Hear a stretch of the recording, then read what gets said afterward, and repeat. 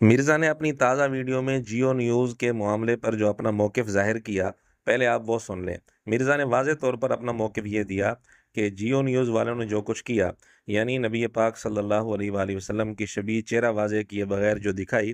تو مرزا کہتا ہے کہ میرے نزدیک یہ ناجائز ہے۔ ہمارا موقف بھی یہ ہے کہ سد ذریعہ کے طور پہ اس طرح کے خاکے نہیں بننے چاہیے، اگرچہ اہل تشیع کے ہاں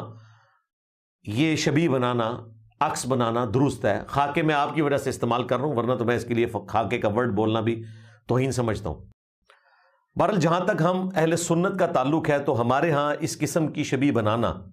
سد ذریعہ کے طور پر، یعنی کوئی ایسا کام نہ کیا جائے جس سے اگلا سٹیپ طے ہو جائے، احتیاطاً اس معاملے میں پیچھے رہا جائے، اس کے تحت اس طرح کی شبیہات بنانا بھی ناجائز ہے۔ اس کے اوپر کوئی 295C کا معاملہ نہیں ہے، کوئی گستاخی والا معاملہ نہیں ہے۔ تو یہ ہماری طرف سے ورڈک ہے کہ اس وقت اگرچہ جیو نیوز نے جو کچھ کیا یہ غیر ذمہ داری کا ثبوت دیا، ہم اس کو ناجائز سمجھتے ہیں، لیکن اس کے باوجود نہ تو یہ توہین رسالت ہے، نہ یہ گستاخی ہے، نہ یہ 295C کا کیس بنتا ہے۔ جہاں تک اہل تشیع کا معاملہ ہے وہ میں نے بتایا ان کے نزدیک یہ بالکل درست ہے، شکل نہ دکھائی جائے، چہرے کے اوپر کوئی روشنی دکھا دی جائے یا سائڈ سے کوئی شبیہ دکھائی جائے۔ لہٰذا اہل تشیع علماء سے میں پھر ریکویسٹ کروں گا، آپ کا کام ہے آپ فرنٹ سے لیڈ کریں اور بتائیں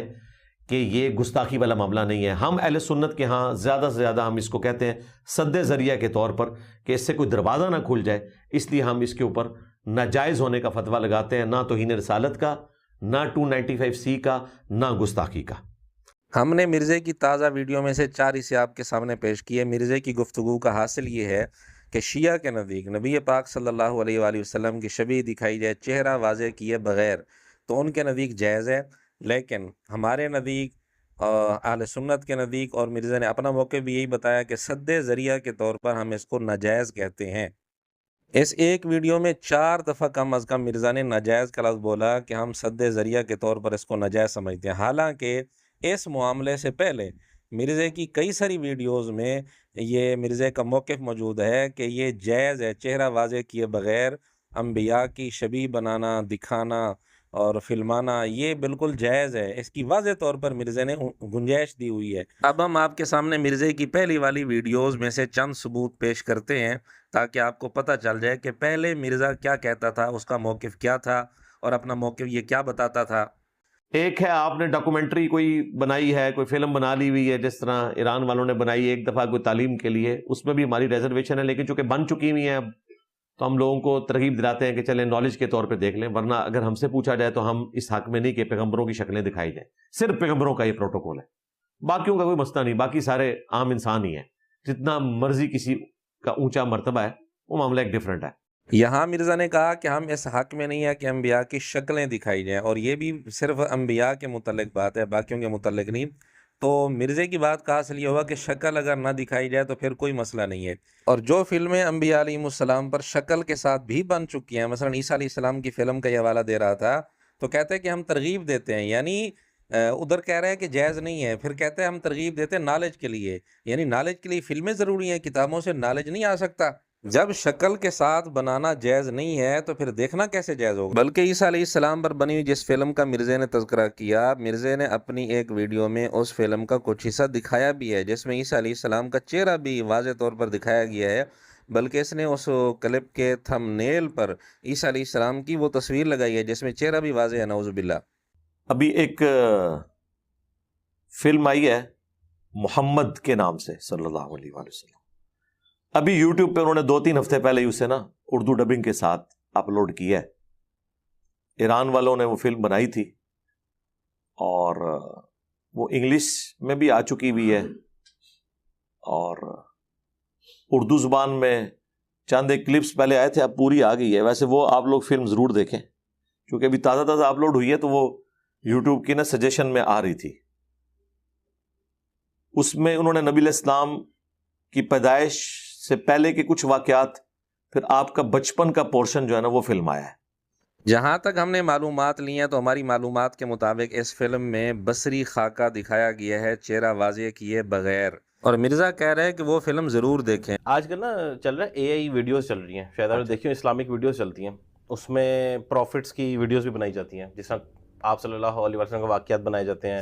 اسی طرح حضرت عیسیٰ علیہ السلام کی زندگی دکھائی جاتی ہے، اور ان کی نا شکلوں کو نا برائٹ کر دیا جاتا ہے، مطلب ان کی شکل نظر نہیں آتی، چہرہ نظر نہیں آتا، باقی پورا جسم نظر آتا ہے، اور کپڑے اچھے ہوتے ہیں، ڈھیلے اس زمانے کے حساب سے کپڑے ہوتے ہیں، ٹھیک، کیا یہ علاؤ ہے علی بھائی، بنا سکتے ہیں، مطلب اس میں کیا ممانعت ہے؟ یعنی میں بتا رہا ہوں کہ میں دیکھنے والے کو بھی پتا ہے کہ یہ پروفٹ نہیں ہے اور یہ ایک شبیہ کے طور پر بیان کیا جا رہا ہے۔ یعنی میں اس میں اگر ایک اور بھی چیز ایڈ کر دوں نا کہ اے آئی کو جب ہم پرومپٹ دے دیتے ہیں نا کہ آپ اس طرح کی ایک چیز بنا دو، تو وہ شکل کو ہمیں دکھائے بغیر ہی اس پہ برائٹنس لگا دیتا ہے، ہمیں یہ بھی نہیں پتا ہوتا کہ یہ شکل کس طرح کی تھی اور اس نے ہائڈ کر دیا۔ وہ چلے کوئی شکل ہو بھی اور اس کے بعد اس نے اس کے اوپر برائٹنس دکھا دی اور وہ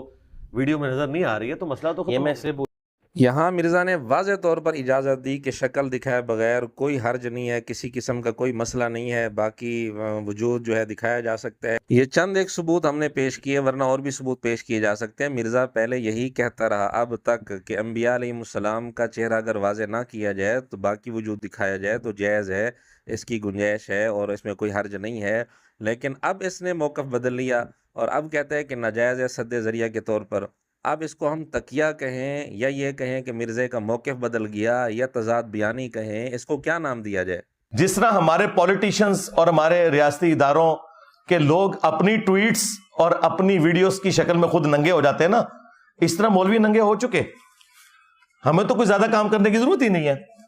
کون اپنی ویڈیوز میں ننگا ہو چکا ہے سب کو پتہ چل چکا ہے، اور یہ اللہ کی سنت ہے